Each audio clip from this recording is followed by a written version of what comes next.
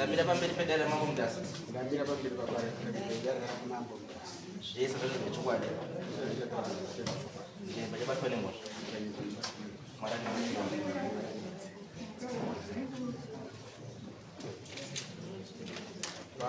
Mangoya muruwa iri abana mabuduru kana muitisa kana. Sorry, mambo. Yes. Ini ndakawana stand. Ini ndinonzi ari mane. Ndakawana stand munyika yaSubMart. Sabukwangu ndiyo. Garo ipo Ndiye sabukwangu. Asi zvadaro. Senti ndakaiwana muna 2001.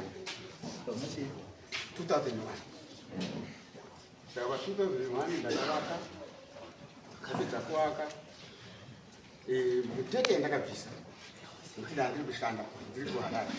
Mutete ndakabvisa ndakasvikira kwaishe Saumani. Ndasvika ikoko akati kana iri mutete unga haina basa kuti sabukupandiri kuti umhanya kuenda kumabasa. Ndikabva ndabvisa $30 plus $10 yaSubMart. Ndapedza izvozvo zvikati unoziva chii iwe unotanga kugara muno unoziva kuti uchiri munyowani pamwe ungagara mombe ndinadzo ndine munhu ari kutengesa anga dzisiri dzake. Ndikati izvozvo ndichazoita zvitozokuma madzimai kuti auye nekuti mombe ndinotsira zvikati ndakaenda kuHarare.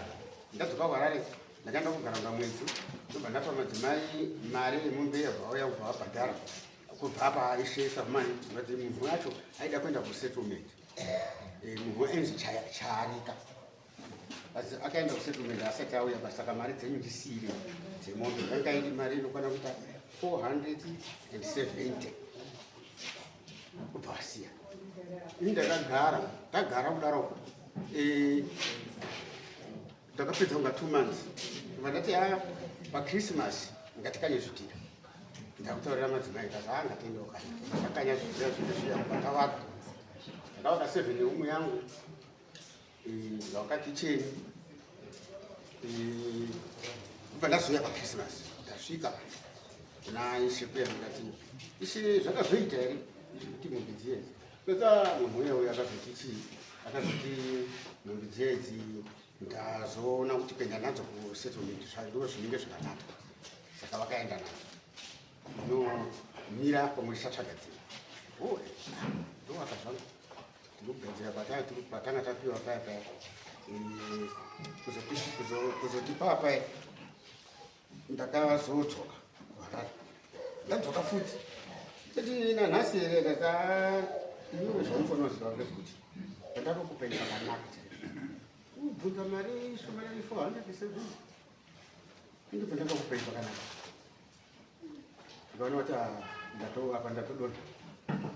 Alright, ndataura madzimai kuti daitadini kusiyana dai ini ndine vanhu tisiye panapa ngatigare pano 400 yotabei 470 haisi mari yekuti tingabva taita display. Takagara kwautogara SubMart anga aripo mazuva acho anga ari kugare asi ndakangozwa ari kukomborana kuti iwe apa makagara sei panapa nekuti mutete wako handina kufa ndakasiyira ishe ndakazaroti ndatisakutodini ndakasiyira kweshabasa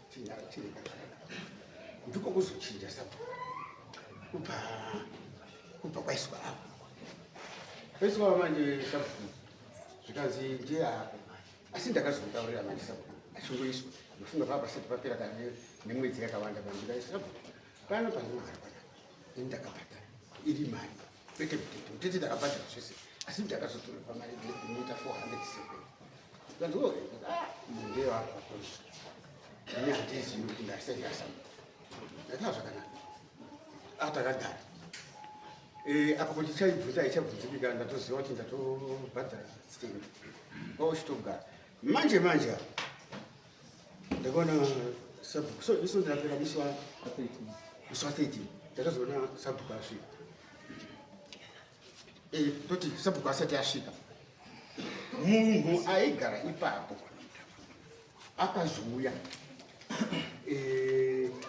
kuchiri kumahaku ndichiri kutanga kuti ndafunga ndachine 3 years yekugara ipapo akazoona tikati ndiwo wagara paa gara apo asi chandandiri kuda inini kubhadhara toilet toilet yako ndiushaisa pasi ndoda kuaka nokuti handina kuakira papi ipo papi pavaigara tikanzi ndibhadharawo toilet iyoyo handiri panaisi ndataandimatenda ndakasvika panaisi ndasvika panaisi uyo akataura nyaya yake kuti ndinobhadhara 20 dollars isi akati hazviiti kubhadhara kuti matoilet anga ari epurani saka iwe uda kubhadhara mapakana ndakakuka ndakacherawo kana ndanotika pana toilet ndabva panaisi manje tazoti dzipei ndikati sazvisife ndakabvisa 20 asi usakaona bhadhara ndoita kunga ndashamba iwewe mari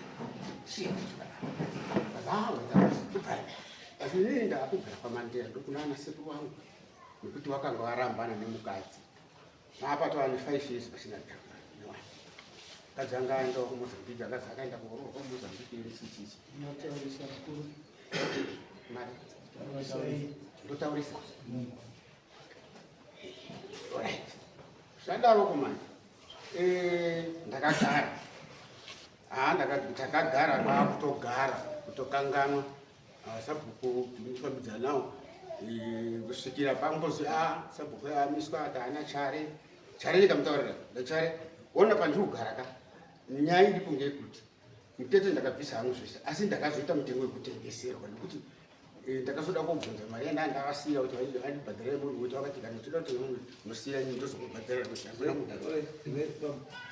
anoda chaipo mauriri ndoda ende panyaya yenyu nemurume ndopandikudai kuvamustereka yes the background anayo but ndoda yes ava kubva vazouya zvikanzi ndatumwa nechi kuti mugano waapa papi kasi mugano yanziya chii chaitika zvikanzi ini ndakuti zienda kotaura kuti mugano yanziya kubva pamunzira imomo kuenda paumba pangu ndingangoti kufara kwakangoita munhu ndowamunda iwomo pasina pangu iya zvoita sei kazi atoti uyai kuno takabva takwidza tese svika ikoko kazi maratidzwa ere mugano ndakati sekaratidzwa unoratidza sei ita ndi unofanira kuratidza mugano ati zvakambofamba sei chii chaitika zvikazi waredhiwe wapamaigara wazouya wauya 26 years sidereva mauya nhasi so ndabereka ikati kuna sabhuku ndizvo yakazi ini ndatomwa bva ndatoona kuti nei haini handisiya vangu chaichaiva ndinada kudumane beta nditomanganira kuye sabhuku kubva ndayogona manganira sabhuku saimi murume agara sabhuku ndiye akauya kati sabhuku ari kuti ndakatumwa naishi zvamataurira mati sabhuku mati sabhuku akati ndatumwa naishi sabhuku akandatumwa asi andatumwa naishi saka munosungisa sabhuku sei musingasungisi ishosho ipapa nekuda kwokuti sabhuku ndiye akayakoti mugano ndiwo uyu kuti ndipidze makata ndakaona kuti hazvi saka mukuona kukarereka boti yes papa itibani yaite very short what's the issue nenyaya murume wataura ndakagara panzvimba ku 26 years ndinomugana but all of a sudden makuyakupa mugana pamusoro mavo ndine Peter Savani shuwa zvataura zve South 13 ndakangofonerwa naShe Savani zvikanzi uya kuno ndobva ndaenda zvikanzi ndaura samaneta kuti vanhu vaisogara ipo baba because akangogara ndisandasabhuku ndakaita sabhuku 2004 kazova vaisogara ipo wakaouya mwana wacho kwazi muzukuru here saka iwewe chienda wotaura samaneta kuti anokumane nzira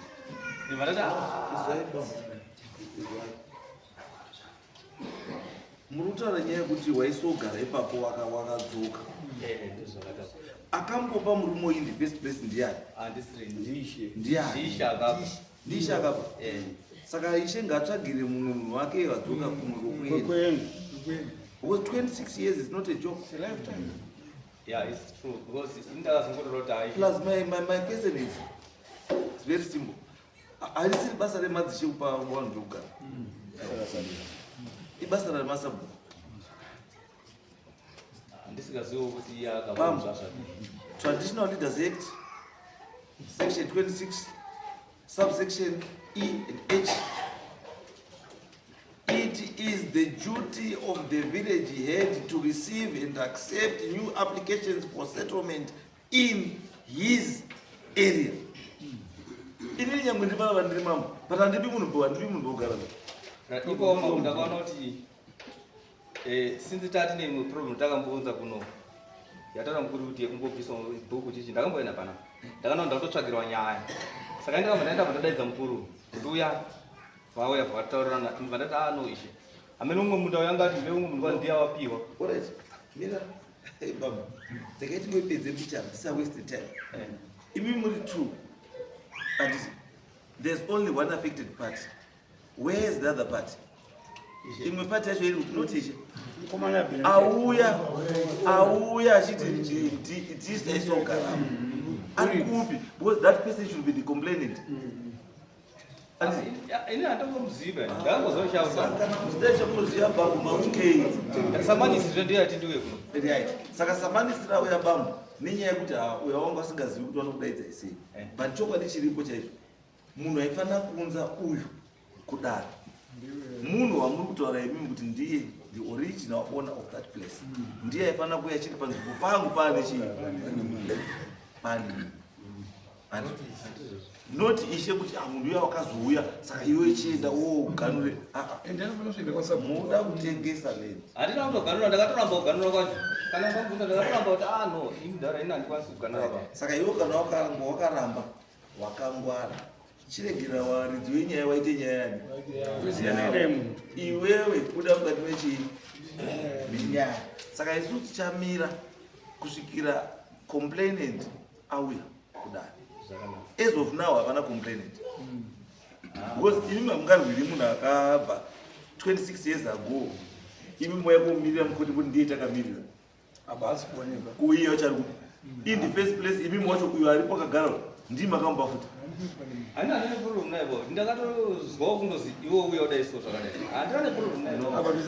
Bambo, endai mogare panzvimbo penyu bambo ngepenyu kusvikira ari kuti ngepake azouya kunoko. Asi kana auya anouya kuno tochizokudaidzai. But as of now hapana munhu aripo. Ishe handi pake. Mazwa. Ari kuzi naishe ndeye pake ngaauye iyeye aite laid claim apa kuti ndini ndipano. No, because to me it doesn't make any sense kuti iwe unozabhuku enda wogure apa wotaure kuti muridzi wacho wauya. saka ndakatoramba kuti ayo tumasabhuku dhiri kuti siyanai nato pasina ato. Imimi bambo enda mugari panzvimbo ngepenyu hapana nokubvisa ipapo. Anenge azoya achikubvisa ipo pamwe amadzoka kunoti uyu towatachitamba naye ande kumba. Next.